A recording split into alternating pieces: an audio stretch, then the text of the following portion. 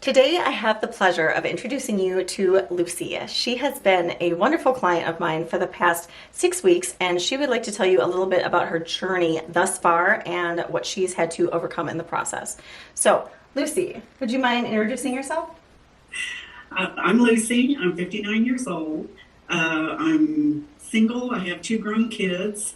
I am living with my identical twin sister, Laura, and she has been instrumental in getting us on this whole food plant-based journey. Oh, that's We wonderful. well, our family has history of heart disease and cancer, and she was the one that got me to watch the Forks Over Knives documentary and got us started on it. And we've been whole food plant-based, about 80% compliant for the past couple of years. I had a health scare in 2014, spent about 6 months in the hospital with congestive heart failure. And a couple of years after that, my sister went through breast cancer. And so we definitely see the benefits of whole food plant-based eating. What did your diet typically consist of prior to starting this program? Usually like oatmeal and fruit for breakfast. Occasionally I have like a savory breakfast. Lunch was usually some kind of bean vegetable soup, and dinner would occasionally be a salad. Otherwise, it'd be some kind of pasta, potato, rice, and vegetaes like that. But pretty good amount of starches Oh, at yeah. that time. And so it was kind of embarrassing to tell people, well, I'm on a plant-based diet. You can see in their eyes, they're going, but you're still fat. Yes, that is definitely a common complaint. Lucy was experiencing something very familiar, and that's people have this predilection for starches, and there's nothing wrong with that. You just have to be cognizant about the principles of calorie density. So she also did a lot of air frying of those potatoes, which is also really unhelpful when you're trying to maintain your health and weight because you are evaporating all of the water that's contained inside of those potatoes and thus increasing the calorie density and producing other issues with the nutrients involved. So she was also a big fan of coffee, but with a lot of Splenda and her plant-based creamer. So obviously these are going to be more fattening or there's no calories typically in artificial sweeteners. That's their whole, ploy to get you to purchase them in the first place. But the problem is we keep perpetuating those cravings for sweets. Our body and our brain are anticipating a bunch of calories coming in. So if you give your system some artificial sweeteners and the calories don't follow, your hunger drive will rev up and continue seeking out calories until it is fulfilled. And also, we don't want to suffer with a sweet tooth longer than we have to. She was also trying to mimic her old diet with her new diet. So she was taking, and this is another very common situation, people will take things like pizza and mac and cheese and hamburger helper and hamburgers and hot dogs. People will try to make plant-based versions of those, and after a while, you just start to realize, like, this is just as unhealthful as what I was eating before. Maybe I should just try to embrace this new lifestyle. So there's a lot of give and take and a lot of transition that is involved in the process. She was also doing a lot of late night snacking, so that's always a big detriment to any kind of health or weight loss goals. You already alluded to your family history and your experience with congestive heart failure around this, but do you mind elaborating on your primary motivation behind making the plant-based transition and what results you were hoping to achieve? I watched the Forks Over Knives documentary and just the science behind it.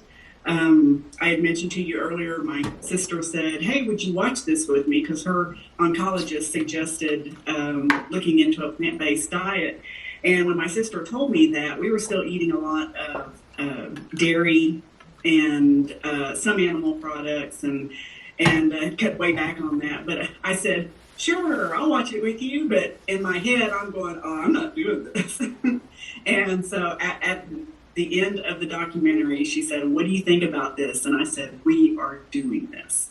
My sister had a heart transplant. Well, shortly after her cancer, surviving her cancer, she was diagnosed with heart issues too, and then we later found out it was something genetic. But she had a heart transplant in 2020, in the middle of COVID. And it was very unexpected because we always thought I was worse. But she came through with flying colors, but they told me that I would most likely be a candidate for a heart transplant too. And I didn't want to do that. And so I took a more active role in getting healthier, getting the weight off, moving more, everything that is against my inner being. The sloth is my spirit animal. And, but I have seen the benefits, and the heart clinic that we go to here in Texas, they've been so pleased with my progress. So that makes me very happy. I don't want to have a heart transplant unless it's absolutely necessary. And so far, I've had good reports. Oh, absolutely. And this is Lucy's twin sister who also lives with her at the moment. So they get to go through this process together, and her sister is reaping just as many benefits as Lucy is being a part of this program and following through with the recommendations. So it's really, really neat to watch. So Lucy also wanted to lose particularly 30 pounds by May 31st because she is going on her first Alaskan cruise. She also wanted to fit better in her normal clothes, she called them, and only have one wardrobe to reach for. She also wanted to decrease her self-isolation and be less embarrassed to get out and be more social. Going to the gym and going grocery shopping and doing all these things that seem so normal and mindless to so many people are really uncomfortable for anybody who doesn't want to spend time in front of others when they don't feel like they're at their best in their bodies and just in their headspace. She was also hoping to improve her sleep. She was actually supposed to be using a CPAP machine the entire time we've been working together, but she has not had to use that one bit. But spoiler alert, I'll let you discuss that in a bit. She wanted to be able to climb stairs properly with no exertion issues. So this is something we're still currently working on, but it's definitely improving. Slow, steady progress. She was also hoping to inspire her children to eat healthier. I feel like this is at everybody's forefront these days with all of the childhood obesity epidemics and so many problems revolving around childhood weight gain. The last thing I want to mention is that amongst probably everybody I work with, they have this tendency to use food as a form of self-medication or a stress reductor or some kind of comfort. So we're having an emotion, we're seeking something out in our environment, and we tend to gravitate towards these salty or sweet or oily snacks. And Lucy was no exception to this problem. So she is continuing to work on this. But again, I'll let her give a little more detail into where she's at with that now. But just know that this is... it's a very unfortunate situation, and it seems insurmountable, but it is in fact surmountable. Okay, Lucy, so now that I've talked your ear off, what do your meals look like in a typical day now? Typical day now, I have some whole grains, vegetables, and some kind of green leafy vegetable for breakfast. Lunch is a huge salad with beans and tons of vegetables with some balsamic. I've really learned to like the balsamic vinegar as my salad dressing. I don't use store-bought salad dressing anymore. And then dinner, if I do eat a third meal, is usually like a bean vegetable soup. And that may change, but I have no problem sticking to the same meals every day. The bean vegetable soup always changes because it's various beans and various vegetables, so that changes up a little bit. But I love my salad and my savory breakfast. Sometimes that may include fruit instead of vegetables. But I just, one of the things, I never really thought about it this way, but when people say, oh, you eat plant-based, you eat rabbit food, and it's like, no, I eat an abundance of food, and you don't go hungry. And that's what I love. My eyes are always thrilled to see what I'm eating because it's pretty colors, it's a lot, and I stay full. I didn't feel the full sensation for the longest time and then eating the way I'm eating now, I feel full. I feel, sometimes at dinner time, I'm not hungry enough to eat a meal. And that's just monumental for me. Oh, Lucy, that makes me so happy. So, you clearly enjoy the food. You don't feel like you are deprived in any way? No, not at all. Not at all. Okay. So, you're able to substitute these new foods for your old familiar versions? Yes, because, I was, before I contacted you, I was kind of maintaining, I'd hit a plateau, and nothing was working. I wasn't getting to my goal. And, by contacting you, you helped tweak my diet, and the scale started moving. I think I've lost 14 pounds so far. 14 pounds! So, that's great. I haven't been at this weight in 25 years, 20 years. So that's so exciting. Yes.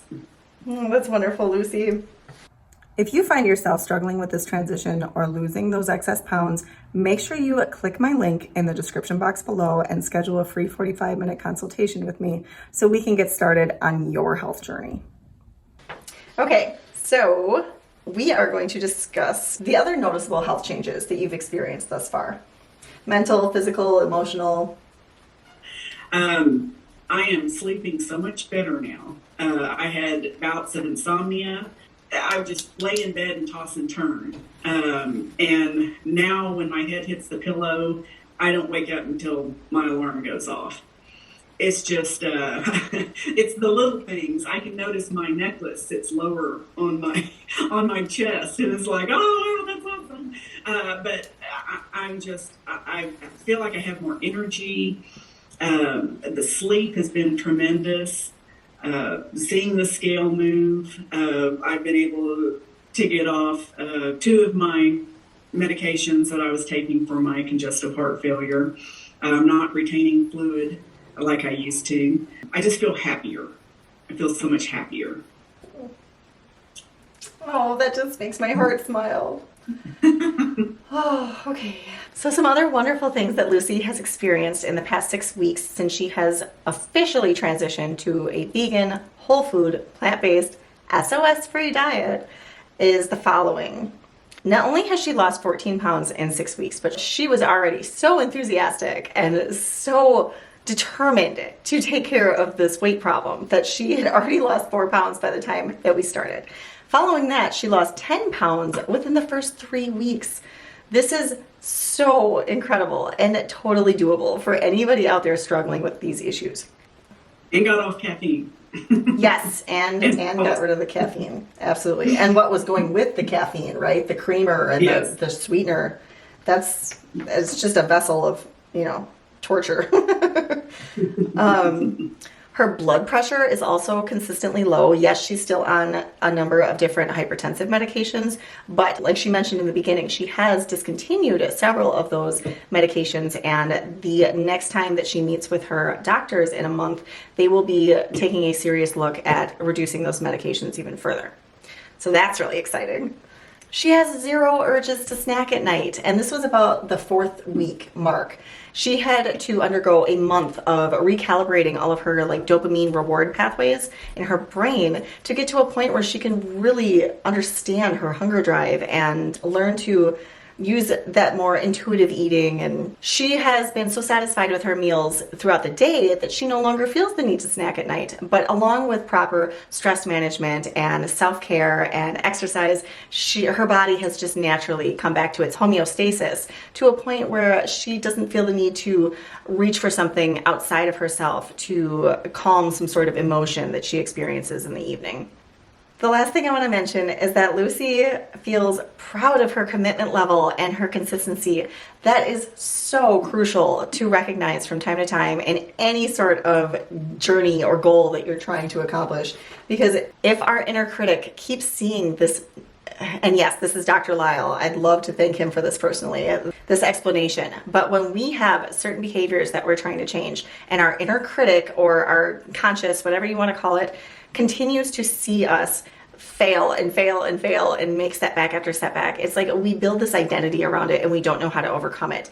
But once you start taking the proper actions and maybe have an accountability partner to get you through the first few months or so, to a point where you just feel like, oh, this is the new me. This is who I am now. This is what I do. This is my behavior. It's not something that needs to be reestablished time and time again with this old persona. It's just this new healthy identity. So, what were the major challenges taking on this transition so far? Stopping caffeinated coffee. I never thought I would do that, but I found a herbal tea that I'm completely satisfied with.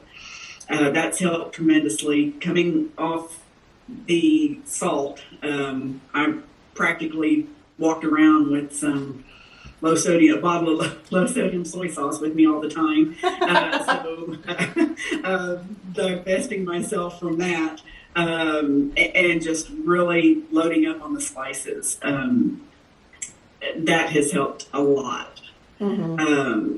And I'd say those were my two. Before we started, I would occasionally indulge in Dove chocolates, and haven't really. I guess if anything, I have more savory cravings than sweet cravings. So I don't even think about the chocolate really anymore. But probably the salt was the hardest.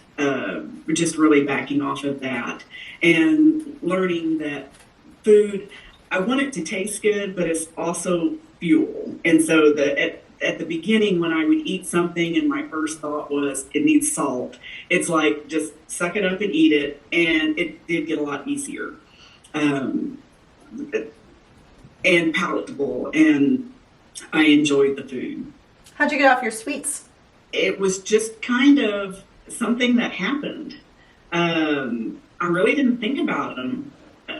But I was so satisfied with what I was eating, they were kind of inconsequential, I guess. It's not something that's like, oh, I want something sweet now. There was always something healthier to eat, and the sweets didn't get me to my goal. That was an important thing to keep reminding myself. Yes, you may want something, but is it going to get you to your goal? I love that quote. So this is a particularly busy point in Lucy's schedule right now with her job. So why don't you tell us a little bit how you've been able to overcome those challenges with the mindless snacking and the turning to food for comfort and stress management? I'm very satisfied with my meals when I eat them, that I really cut out all snacking. There's just not enough time in the day, and I'm satisfied with what I'm eating. With my job, I do sit a lot. And so thanks to Karli, I got a stand-up desk, and so I try to use that as at least once an hour if possible, or for an extended time, because I do get tired of sitting all the time. That's been very beneficial. And in the evenings, when I do stop work, I work remotely, so I'm always doing something. But if I'm not in the kitchen cooking, then I also do knitting, and I'm learning how to play the violin. So that keeps my hands busy. And so can't eat if your hands are busy. Mm-hmm. Yes. Lucy and her sister had a very not so healthful habit at the end of the night where they would sit down in front of the television and snack and snack and snack on, and typically not on celery sticks and carrots. So eventually they both found healthier ways to spend their evenings, and now instead of staying up so late, Lucy's actually getting about 9 solid hours of sleep per night, which is unheard of for somebody who is supposed to be using a CPAP machine every night. So congratulations, Lucy. Okay, so how are you able to navigate the social implications of this lifestyle? I've been very fortunate. I don't know if it's just getting older that you don't care so much about what people think, or, it's learning the science behind this type of eating. So if someone says, well, how do you get your protein? Or, being able to come back with the correct scientific answer for that, I think that's important. And occasionally, since working with you, I've had to eat out. But it's important to research where you're going, pick the right restaurant, make sure you can find something compliant. I told you recently about going to a work lunch at a New York deli, and I ordered a salad, but I also brought a ton of vegetables and beans with me to add to the salad, along with the balsamic vinegar for salad dressing. And I was completely fine. And everybody looked at my salad and said, "Wow, are you going to eat all that?" And I said, "Yep." You know, and preparation is so important. Just knowing what you can eat, picking the right restaurant, and you know, there was one other time that we went to another kind of fast food deli, and I got a plain potato, and I had brought balsamic with me, put some of that on there, but took my salad inside too. I thought, well, I'm paying for a meal here. I'm going to bring my salad in too. And as a matter of fact, I couldn't eat all my salad. It was just too much food, so I took it home. But I don't care. You know, it's what's beneficial for me. Mm-hmm. Yeah, and it's really helpful that Lucy's sister is also going through this process with her and trying to eat more healthful with the plant-based lifestyle. So she is not so tempted by her home environment with different items that might be available to her. But I'm really glad that she brought up the fact that you just have to get over the social awkwardness and the pressure involved. Nobody cares what you're eating. They might be a little intrigued by it, but just go ahead and do what is in your best interest and in your best health interest, as opposed to pleasing others in some way. And I know nobody likes to bring attention towards themselves, especially when it comes to their dietary choices. But after people start noticing you do this consistently each time that you're in a situation like this, they'll stop asking and they'll leave you be and just kind of have that expectation that, oh, this is Lucy, this is what she does when we go out, and it's no big deal. It's just her philosophy, it's her prerogative.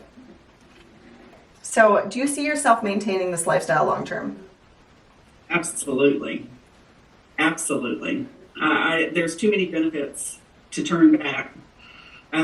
Yes, I will do this, and I will be insistent on staying within the guidelines when the situation changes. In April, we have a family get together at Bay House in Galveston.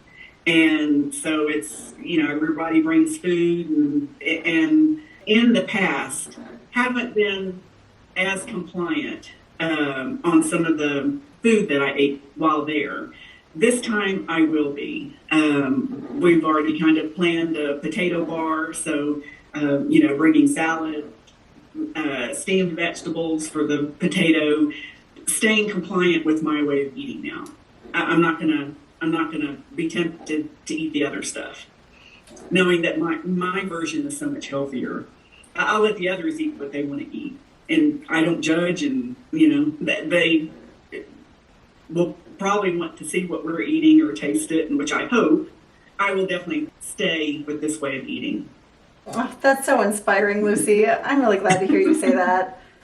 What advice would you give to someone considering this transition to a whole food plant-based lifestyle? Don't be closed-minded. I was closed-minded when my sister asked me if I would watch the documentary with her, and that changed my mind. I mean, never say never. I never thought I would eat vegetables for breakfast. I never thought I would eat kale. And it's like, you know what? This is so bad.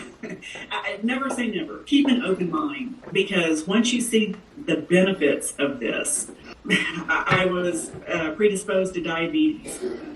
My A1C is below what normal is right now. And so I don't see that anytime in my future. I'm hoping to postpone or eliminate a future heart transplant. Cancer, the options are boundless. Just try it. What have you got to lose? That's all I have to say. What have you got to lose? Oh. And I love this way of eating, and it's been a godsend. And you've been a godsend, because you got me off the plateau. You got me 100% compliant, and I'm seeing the benefits. So never say never. Just try it. Oh, that's wonderful, Lucy. Thanks so much for sharing. And I hope that you guys can resonate with some of the words that Lucy had, the words of wisdom that Lucy had to give you today. And we will see Lucy in another 6 weeks and catch up to see how many more benefits she's achieved in that time frame. Okay, bye, Lucy. Thank you. Bye.